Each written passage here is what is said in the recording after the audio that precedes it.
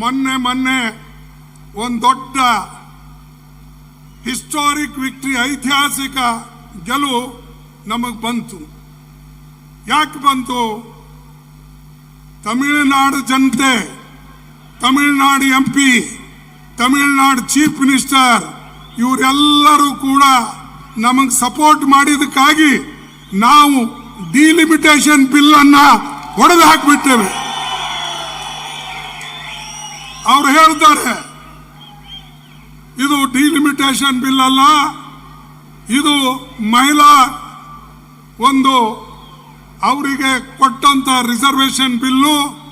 ಇವರು DMKದವರು, ಕಾಂಗ್ರೆಸ್ದವರು, TMCದವರು ಮತ್ತು SP ದವರು ಸೇರಿ ಇದನ್ನ ಈ ಬಿಲ್ಲಿಗೆ ಕೆಡವಿದ್ದಾರೆ. ಅದಕ್ಕಾಗಿ ಹೆಣ್ಣುಮಕ್ಕಳು ಎಂದೂ ಕೂಡ ಕ್ಷಮಿಸೋದಿಲ್ಲ ಅಂತ ಹೇಳಿ ನಿನ್ನೆ ಮೋದಿ ತನ್ನ ಭಾಷಣದಲ್ಲಿ ಹೇಳ್ತಾ ಇದ್ದ.